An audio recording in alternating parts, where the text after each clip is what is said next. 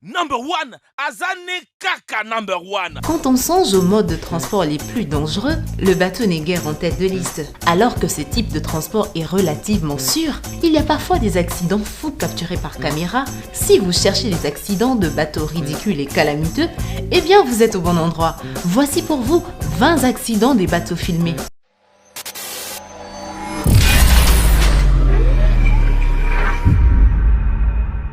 Yushin Maru 3. Le Yushin Maru est un navire baleinière du Japon. Il est donc compréhensible qu'il soit un navire controversé. En 2014, un navire anti-chasse à la baleine, le Bob Barker, a été envoyé pour saboter le travail du bateau japonais dans les eaux glacées de l'Antarctique. Lorsque les deux navires sont entrés en collision, les dégâts étaient mineurs, mais les actions de Yushin Maru 3 ont été perçues comme agressifs. Ces affrontements se produisent régulièrement avec les bateaux japonais qui sont très souvent accusés d'avoir activement tenté d'endommager les navires de protestation qui se mettent en travers de leur chemin.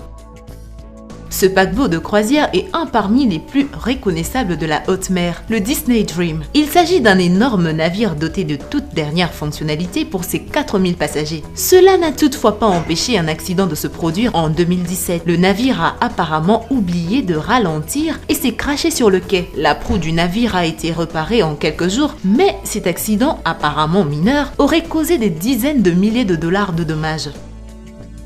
L'accident du Cyprus Cement. En 2013, le Cyprus Cement quittait le port en Norvège, mais l'un des remorqueurs a eu des problèmes de propulsion, ce qui lui a ôté toute capacité de pilotage et l'équipage s'est retrouvé impuissant alors que le navire fonçait droit dans la marina voisine. L'incident aurait coûté environ 1 million de couronnes norvégiennes, ce qui est environ 130 000 dollars américains.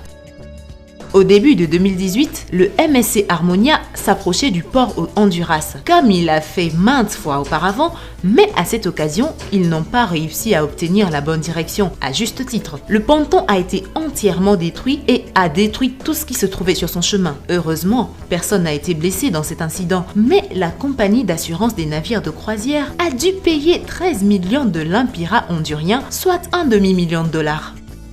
En août 2001, le bateau traversait le 11e pont du canal Welland en Ontario, au Canada. Oui, l'accident du pont d'Allenburg. Le feu jaune clignotait pour indiquer que le pontier était au courant. Le bateau a poursuivi son cap alors qu'il était à mi-chemin, bien que le pont ait commencé à s'abaisser et les résultats ont été catastrophiques. Le pont supérieur et la cheminée du navire ont été détruits et un incident s'est déclaré peu après. Personne n'a été blessé, mais les coûts des réparations sont estimés à environ 10 millions de dollars.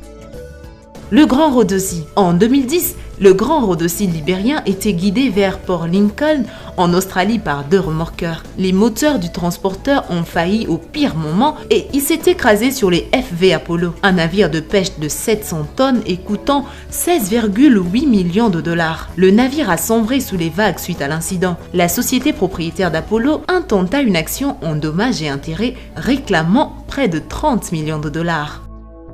En 2018, un cargo se rendant dans le détroit du Bosphore d'Istanbul en Turquie fut sujet à un dysfonctionnement qui a désactivé son gouvernail. Il s'agit ici du crash sur une maison. Il s'est écrasé directement dans un manoir du XVIIIe siècle sur les rivages et l'a complètement détruit. Le manoir rouge était un lieu historiquement important, évalué à environ 90 millions de dollars avec la cargaison d'orge à bord du navire et des dommages subis par le navire. Le total des dommages se situe dans les dizaines de millions de dollars.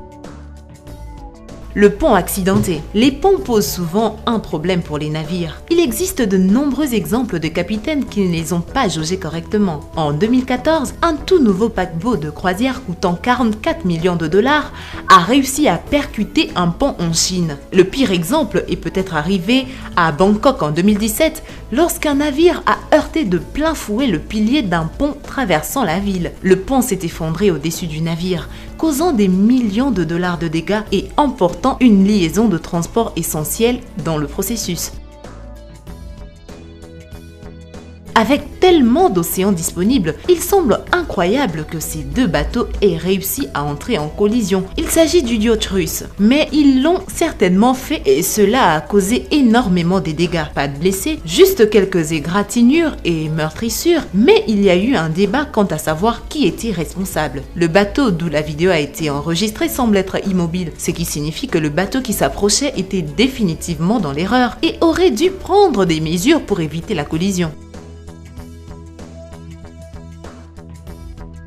En 2017, le ferry Naviera Armas Ferry quittait le port de l'île Grande Canarie lorsqu'il tomba en panne d'électricité, ce qui provoque une collision entre le navire et un mur. Le navire n'a eu d'autre choix que de rester sur place pendant que les autorités arrivaient pour examiner les dommages. 13 passagers ont été blessés dans l'incident, mais les conséquences les plus importantes restaient à venir. L'effondrement du mur a endommagé 2 véhicules qui ravitaillaient un navire à proximité et un déversement de 200 000 litres de carburant dans l'eau aurait coûté plusieurs millions d'euros, oui, à lui seul.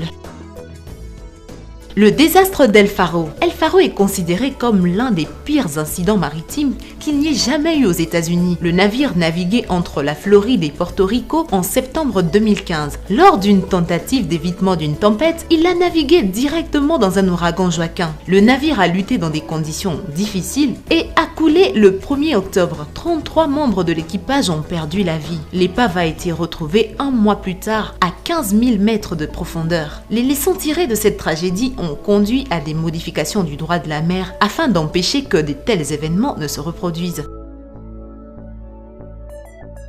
Une vidéo datant d'avril 2014 montre que le navire perd de la puissance. Il s'agit du porte-container de Hong Kong. Le navire mesurant 193 mètres de long s'est échoué et s'est écrasé sur le terrain de football de l'université locale. Et 2 navires d'appui à la plongée et 2 bateaux de pompiers ont dû intervenir pour le déloger et le remorquer sans aucun entorse à la coque ni aucun dommage important aux infrastructures environnantes. Le coût de cet incident consistait à régler le problème de puissance du navire et à retarder la livraison de sa cargaison. Doté des systèmes de navigation les plus perfectionnés au monde, cela ne l'a pas empêché de se heurter occasionnellement à une collision. Oui, en 2017, l'USS Fitzgerald est entré en collision avec un navire marchand près du Japon. 7 marins ont malheureusement perdu la vie dans l'incident, et principalement à cause des dommages causés par des inondations. La facture de la réparation a coûté des dizaines de millions de dollars. En 2019, une mission de formation de la marine allemande a vécu une expérience similaire. Des collisions évitables mais rendues inévitable. En octobre 2011, le MV Rena, un porte-container de 236 mètres de long, s'est échoué sur un récif dans la baie de Plenty en Nouvelle-Zélande. Cela devint la pire catastrophe environnementale du pays et en l'espace d'une semaine, près de 1400 containers tombèrent dans la mer au-delà des dommages irréparables causés à l'écosystème local. L'opération de nettoyage et de récupération a coûté plus de 500 millions de dollars et cette affaire est toujours en cours. L'accident avec la vedette. Voici quelque chose de jamais vu. Un bateau incroyablement rapide lors d'une course sur le lac d'Ozark en 2014. Un catamaran lors de la manifestation réalisée par la compagnie Outer Limits roulait à une vitesse proche de 289 km à l'heure. Quand celui-ci a commencé à voler littéralement et s'est retourné. Le bateau valait des millions de dollars. Mais la plus grosse perte fut que seulement l'un des pilotes a survécu à l'accident. Michael Fior, le conducteur et PDG décéda des suites d'une opération chirurgicale quelques jours plus tard. Le MV Tricolore détient le record maritime du plus grand nombre d'accidents résultant d'un incident. En décembre 2002, il s'est écrasé contre un autre porte-container et s'est retrouvé coincé sur son flanc et sur l'une des voies de navigation les plus fréquentées au monde. En dépit des nombreux avertissements qui ont été mis en place dans les environs, 2 autres navires ont réussi à s'écraser sur le MV Tricolore avec d'énormes quantités de pétrole et des débris déversés dans l'eau. On estime que l'opération de nettoyage a coûté environ 40 millions de dollars.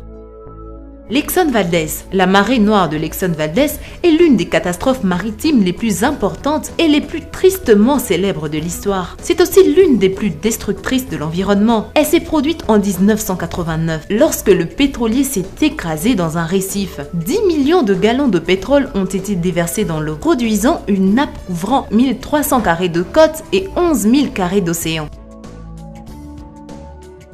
En 2008, le Shinyo Sawako est entré en collision avec un bateau de pêche plus petit à environ 200 000 au large de la côte de l'île de Kyushu au Japon. Malgré un gros effort de sauvetage, seulement 2 membres de l'équipage sur 13 ont été retrouvés. Le Costa Concordia. Le Costa Concordia était un navire de croisière d'une capacité de 3780 passagers, offrant une croisière à travers l'Europe, mais cela a changé en 2008. Le Costa Concordia était un navire de croisière d'une capacité de 3780 passagers, offrant une croisière à travers l'Europe, mais cela a changé en 2012, lorsque le capitaine du navire a décidé de suivre un itinéraire différent de celui prévu pour permettre aux passagers de mieux voir le littoral. Malheureusement, le navire a heurté un rocher et a partiellement coulé, faisant 32 morts. Le navire a été complètement ruiné. Le coût final de sa récupération et de son nettoyage est estimé à environ 2 billions de dollars.